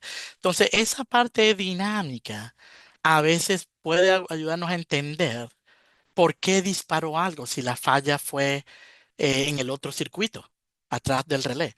Eso puede ser categorizado como un ajuste mal. Y la realidad puede ser que no. Porque en este particular caso, te puedo decir que el instrumento de transformador de voltaje tenía un 11% de desbalance. Y ese 11% de desbalance, como el relé digital se utiliza secuencia negativa primero para polarizar, durante la falla en el circuito de atrás, en menos de medio ciclo, él vio la falla de frente y el relé operó, una línea 230. Entonces, a eso me refiero. Siempre debemos con los planes de mantenimiento, prueba, entender que nosotros podemos darle ajustes y ellos tienen inteligencia, pero dependen de medición. Entonces, todos tenemos, no todos como mencioné aquí, en estas diferentes, vamos a poner por unidad corriente y voltaje, no todos los inversores van a tener la misma firma de contribución de corriente o de mm, caída de voltaje. Esto es estadísticamente en un año en Estados Unidos, hace unos años, donde vemos aquí las malas operaciones. ¿Ok? de los sistemas eléctricos enfocado en protección. Vemos que la mayoría son lo azul de abajo, que son los ajustes incorrectos o la lógica o un error de diseño. Por eso, la parte de mejores prácticas, referenciar la IEEE, referenciar el NERC, IEC, cualquier compañía puede tener sus estándares. A mí me han pagado, yo que he trabajado en muchos países, para hacer una evaluación de los estándares de ellos comparado con internacional. Y siempre hay cosas que quizás se pueden implementar y ver que sean mejores para acá, que quizás no se haya pensado. Malfunción de equipos, comunicación, error de personal, AC. Otra cosa muy importante, como mencioné, y ya como me faltan 6 slides, es que tenemos muchos equipos electromecánicos y también de estado sólido que ya han, en este caso es un ejemplo de una publicación de General Electric de el end of life o la culminación de la vida útil de esos equipos. Eso quiere decir que esos equipos ya no se fabrican, ya no hay piezas de mantenimiento, ya no se asegura un balanceo, ya murieron. Sin embargo, hay muchos instalados ahí en los sistemas donde debemos de empezar plan de, de reemplazo. Todos los manufacturantes tienen este tipo de publicaciones. Ya al final, esta presentación se les compartirá en algún momento. Esto es en cuanto a renovables. Algunos casos en Estados Unidos de disparo de 1200 megas, 900 megas y lo otro fue en California, 2017, 18, 19, con eventos fotovoltaicos. Esto. Donde aquí están las compañías, esto fue en San Fernando, en California. Este fue 2020 y aquí se habla de diferentes eventos y los megavatios que salieron. Pero esos documentos son muy interesantes leerlos. Lo más importante es esto, que es algo que mencionó Augusto. Y es que miren en la tabla 1.1 abajo, el PLL, que es la pérdida de sincronismo. Todos los inversores de grid following tienen ese PLL. Y esa ha sido la causa mayor de disparos y de problemas en los solares, inclusive en Texas, California, todo eso. Por eso los grid forming es muy importante esto de entender, de exigir esta parte. Y después algunos plots solamente para la parte de inercia, mientras tengamos menos inercia, cómo reacciona la razón de frecuencia. Ese papel que está arriba habla de la respuesta de los elementos de impedancia bajo situaciones de altos renovables, donde podemos tener ondas distorsionadas. Eso es muy importante. Salió eso en el 2013, se finalizó. Estamos hablando de 12 años. Pero créeme que muchas personas todavía no saben de esto.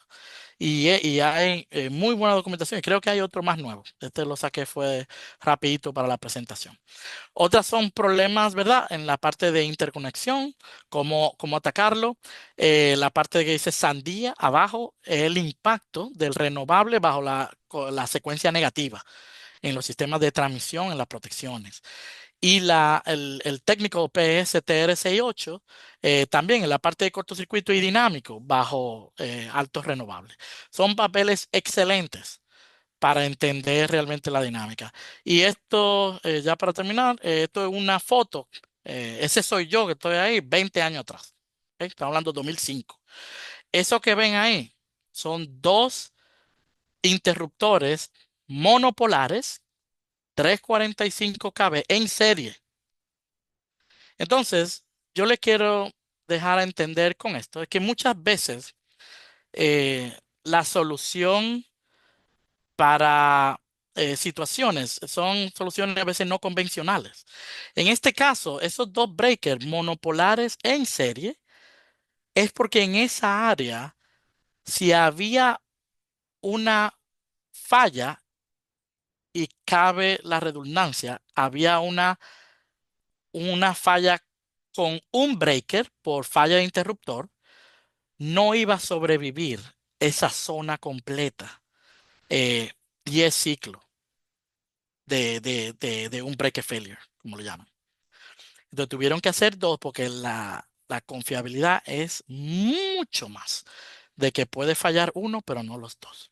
Y se justificó la inversión. Entonces, entender el estado normal, el estado intermedio de cosas no normales de operación y el estado de falla es lo que nos va a ayudar a mantener las luces encendidas y no apagadas. Los dejo con una de las frases que más me gusta y es que si buscamos resultados distintos, no hagamos lo mismo. Veamos a ver qué podemos hacer para mejorar. ¿Alguna pregunta? Y aquí les dejo mi contacto. Muchas gracias. Bueno, muchísimas gracias, Luis, por tu presentación. Excelente, excelente presentación, muy profunda, muy técnica. Y siempre se aprende algo nuevo. No había visto los interruptores así, de esa capacidad en serie. Bueno, excelente presentación. Bueno, señores, estamos conectados de las 6 de la tarde.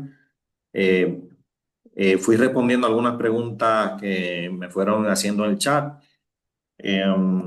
Creo que podemos, el que quiera hacer, podemos permitir 3 preguntas si gustan, alguno que quiera abrir el micrófono y respondemos 3 preguntitas y ya damos por terminada el webinar de hoy. Entonces, Buenas tardes, Augusto, ¿cómo está? hey, buenas tardes, ¿qué tal, Juan? ¿Cómo te sientes? Está muy bien. No, felicitarlo a ambos por excelente presentación, muy didáctica, muy al día. Yo entré un poquito tarde, pero me gustaría hacer una pequeña pregunta. Sí, Con relación a la VPP, Virtual Power Plant, que se utiliza mucho en algunos sistemas de planificación, tales como el CINCE, el MAE, el Message. Básicamente en el Message, que es de la OEA, y el CINCE, que es utilizado mucho en Sudamérica. Hay otro también que utilizan en Argentina, en la planificación. Es una planta virtual que simula ciertas condiciones de potencia y de condiciones que se quiera idealizar para formular, vamos a decir, una planificación a largo y a mediano plazo. Entonces se crean escenarios donde podrían simularse ciertas condiciones yo estoy seguro que tú lo conoces. Entonces, entre ellos está el suavizado de las rampas, la coordinación entre los prosumidores. En el caso de Estados Unidos, pude ver que en el Hospital Logan y en la Universidad de Princeton, y creo que también en los astilleros navales de New Jersey, hay una coordinación, una especie de mini core o core, donde la energía que producen una serie de microhidroeléctricas, de microredes, están coordinadas con el sistema, porque ellos trabajan en tiempo real, interconectados al sistema, pero mediante sus controladores mantienen la energía seleccionada al menor costo. Cuando tienen energía solar, usan su energía solar. Si tienen excedente, la inyectan a la red y se mantienen coordinando ambos, podríamos decir ambos despachos, el del sistema y el de ellos propios. En el Hospital Logan, que es un hospital tecnológico de alta tecnología, que todo está robotizado, ellos trabajan al 100% con ese sistema.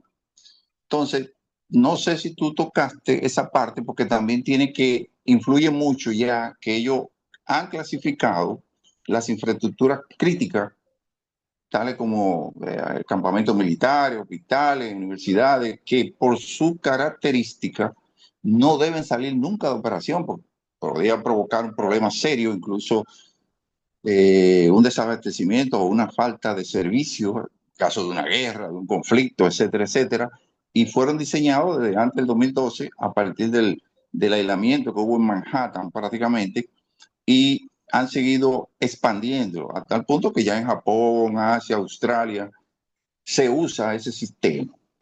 Entonces, sabemos que las regulaciones de nosotros no contemplan ese tipo de, vamos a decir, de tecnología y esa coordinación tan estricta que tal como lo definió Polanco, requieren cierta dinámica continua de actualizaciones, no solamente en las protecciones, sino también en los sistemas informáticos, sobre todo. Entonces, me gustaría saber, y también tomando en cuenta las altas penetraciones de energías renovables que hemos ido subiendo, que es la base principal de las microredes para ese tipo de sistema.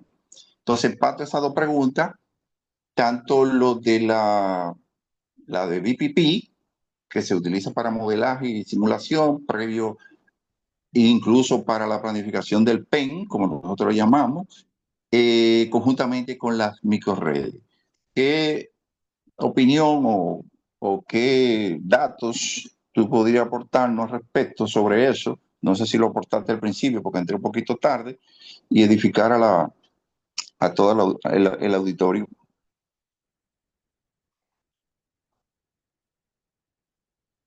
¿Me escuchaste? Sí, te escuchamos perfectamente. No sé si, Luis, si tú tienes algo, si tienes la respuesta para la inquietud de Juan Moreno Sí, en la parte del de modelo los, digital de gestión de potencia. Sí. bueno, en la parte de los BPP, exacto, los Virtual Power Ajá. Plants, en la parte de utility scale, por lo menos, la parte más transmisión, la parte más generación ya conectada como a transmisión, no lo he visto mucho, pero sí en zonas, como mencionaste, en Estados Unidos, eh, es, eh, se, sé que por lo menos Massachusetts hay universidades, hay zonas también de mucho solar roof panels en complejos donde se trabaja, pero grandes, estoy hablando, 600 megas, 800, bien grandes, interconectados, que sí se utiliza. Yo particularmente no he trabajado eso, porque mayormente es alto voltaje y generación. La parte sí de integración de sistemas solares es más utility scale, más distinta, pero sí lo he escuchado y he escuchado en realidad que no he escuchado nada mal en realidad de la implementación, sino que hasta ahora, según mi conocimiento, lo he visto más, sí, en instituciones que son más, eh, digo, microredes.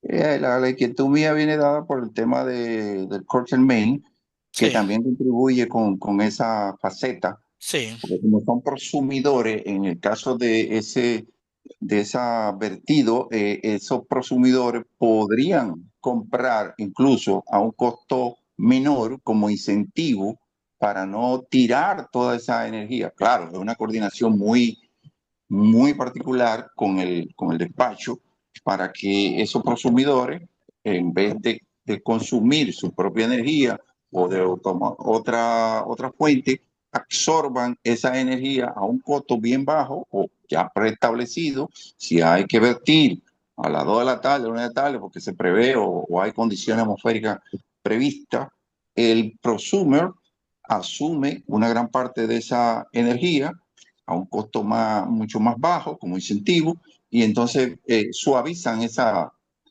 curva, ese load shedding que se produce en esos instantes. Por Sí, o eso, sea, aquí en RD no se contempla nada como de eso. Si se hace un microredes, si se contempla como tipo PPOA, no sé cómo funciona en RD. En Puerto Rico hay mucho solar, junto con convencional generación, que le llaman CHP, SHP y solar.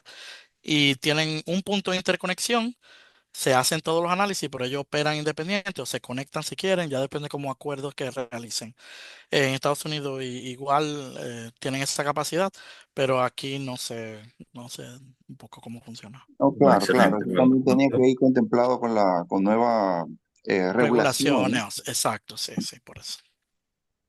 bueno, muchas gracias Juan por la pregunta. Si algún otro tiene otra inquietud, otro aporte, lo puede hacer y antes de que finalicemos ya por completo la charla de hoy. Buenas noches. Buenas noches, Ricardo. Buenas noches. La pregunta es para Augusto.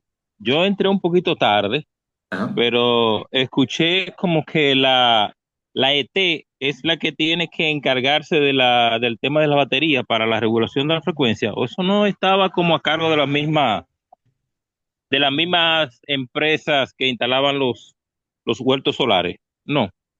Bueno, yo, por ejemplo, la presentación que yo hice, traté de condensarla, porque yo de cada tema tengo una presentación justamente.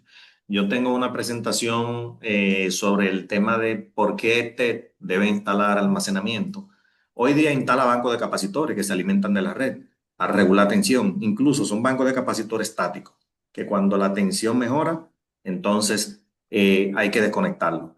Hoy día tienen que ser dinámicos, pero ya las baterías te aportan megavar y megawatt. O sea, tú puedes usar la batería para regular tensión, control de rampa, grid forming, arranque negro. O sea, la batería hacen de todo.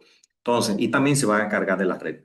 En el caso de transmisión, que es la que tiene que poner todo el equipamiento necesario que está en el reglamento y en la ley para el correcto funcionamiento del CENI, y la CIE es la que va a decir cuáles son aquellos equipamientos que forman parte de transmisión.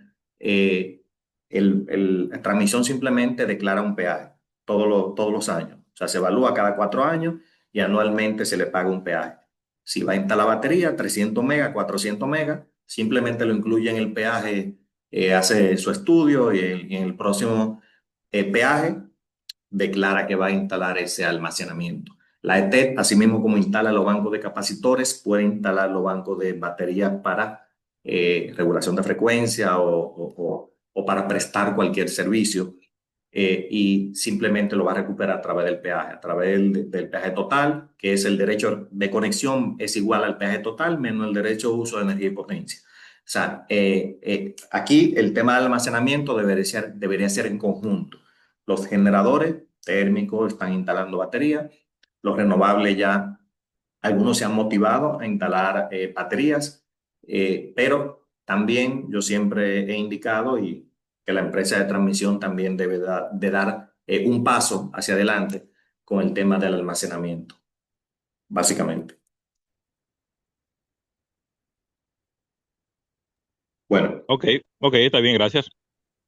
y gracias por la pregunta. Bueno, vamos a permitir una última pregunta a alguien que se anime y si no, entonces damos por finalizado el webinar. Y le agradecemos a todos que se mantuvieron casi todos conectados desde el inicio hasta esta hora. Le agradecemos bastante en nombre de la UEC, que es el Consejo Mundial de Energía para República Dominicana.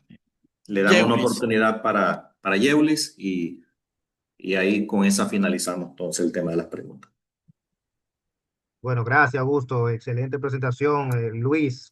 Realmente muy buena también tu presentación. Te recuerdo, porque estuve en Edesur también en esa época tú estabas, Sí, ya, sí, sí, obviamente muchos años atrás.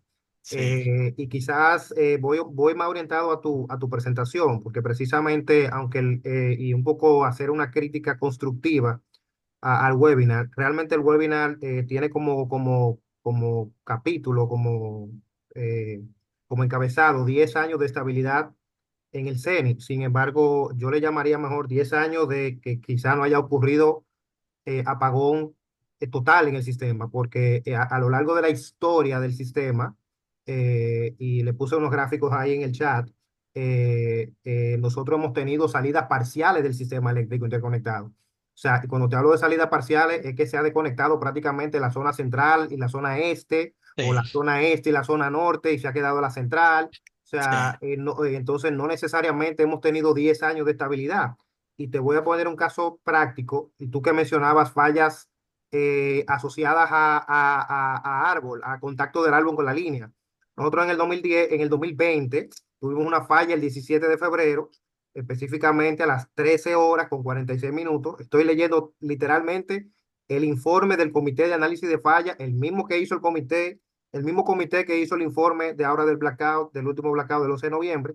Estoy leyendo ese informe que realizó el Comité de Análisis de Falla, donde precisamente se produjo una falla en una de las principales líneas del sistema, provocada con un contacto de un árbol. Y esto produjo un disparo monopolar. Y luego entonces, posteriormente despejada esa falla, como la otra línea, la paralela, asumió toda esa carga desde o sea, al actuar la otra, asumió la falla, asumió la carga que llevaba la otra línea, obviamente, entonces la otra dispara por sobrecarga y crea entonces una desconexión en cascada de otras líneas asociadas, lo que finalmente resultó una desconexión de la parte central y de la parte este del sistema. Entonces, fíjate qué interesante, como Sí, tú sí, mencionas, el tema de que obviamente ahora se ha querido muy penalizar o martirizar el tema de un error humano, cuando en años anteriores, y si yo reviso los otros años de donde tuvimos salidas parciales, más allá de lo que ocurría quizás en los años 90, por ejemplo, de que una cadena que le tiraban a la línea y esas cosas, sí, pero sigue permeando el tema de que contactos de árboles, y aquí entonces muy importante el tema de que somos una isla y que estamos también muy en el ojo de los fenómenos estos atmosféricos. Siempre recordaba a una persona con la que yo tuve oportunidad de trabajar en el OC, Aristómenes Rosario, que él decía la importancia de la poda sí, en los árboles, precisamente por esto. O sea, lo que quiero es, como, y vuelvo a digo, es una crítica constructiva al webinar, de que evidentemente sí hemos tenido una longevidad en cuanto a salidas totales del sistema, sí, pero durante los años, durante estos 10 años precisamente también, y en años anteriores, sí hemos tenido salidas parciales donde se ha visto afectada la línea, la estabilidad del sistema, y siempre obedece a estos aspectos en particulares de la actuación inadecuada de las protecciones. Ahí sí, lo que tú sí, mencionas, la relevancia de vivir, de establecer este tema de las revisiones sí, periódicas. Y mira, me consta sí, que sí, que el OCE tiene, por eso le puse ahí en el chat a gusto. O sea, tú revisas históricamente todo, cada vez que se incorpora un elemento nuevo al sistema, o ya sea una línea, un generador, un sistema una línea de transmisión, un transformador, se hacen este tipo de informes que inclusive se llaman ICAP, que es Informe de Coordinación y Ajuste de Protecciones, sí, donde, por ejemplo, tiene las zonas definidas. Por ejemplo, para la zona 1 se ajusta el relé a un 80, el relé a un 80%, con un alcance del 80% de la impedancia. En zona 2 el 120% de la impedancia de la línea. O sea, se tienen unos ajustes ahí, unos criterios, perdón, bien sí, definidos, que vienen de larga data. Entonces, sí, quería precisar esa parte porque sí, obviamente, sí tenemos una continuidad y un celo muy, vamos a decir, muy puntual, o sea, muy exegético en cuanto a la revisión de estas protecciones. Pero obviamente, yo digo que particularmente este apagón del 11 de noviembre, y mira que tú reconoces, da igual, que como lo hemos reconocido muchos de los técnicos que tenemos cierto tiempo en el sector, de que la recuperación fue, contemplando los años que uno sí, veía, 2003, 2004, esos sí, apagones, sí, la sí, recuperación fue bastante rápida. Y también el tema de que sí, evidentemente, se tiene que mantener esta dinámica, ¿no? De que se debe hacer estas revisiones de manera, sí, si la periodicidad era de un mes, bueno, hacerla cada 15 días. Ahora, precisamente, digo yo, o sea, un ejemplo práctico, ¿no? De lo que pudiera ser. sí, sí, de tu comentario, súper bien, o sea, te lo agradezco. Tengo exacto, me pasaron un par de cositas por la cabeza, no quiero extender mucho, pero a modo de interés veo que hay muchas personas interesadas todavía aquí. Sí, la vegetación es el mayor problema en Puerto Rico, el mayor, porque hay cierto tipo de árboles que crecen a una razón de crecimiento más que otras. Y eso tiene que ser gente que tengan especialistas que entiendan eso y que hagan un assessment de las zonas. Porque tuvimos mucho problema con vegetación, que se ha mejorado a través de los Claro, años que se entendió qué pasaba. Pero ¿qué pasa? Muchas de las protecciones, claro, hay una filosofía que muchas personas que aunque no sean ingenieros de protecciones saben, zona 1 ahora 80%, zona 2 125 y eso, pero eso es, claro, eso es una base. porque lo que se ha visto también es que estos relés modernos tienen lo que le llama una memoria de polarización que según el Thevenin equivalente en la parte de atrás crea una expansión. O sea que hay una cobertura de fallas resistivas Ujú. limitada. Por eso se utilizan diferentes métodos como cuadriláteros, de otras cosas. Y si polariza consecuencia cero o negativa, puede ser dinámica o no. O sea, esto ya entrando muy técnico.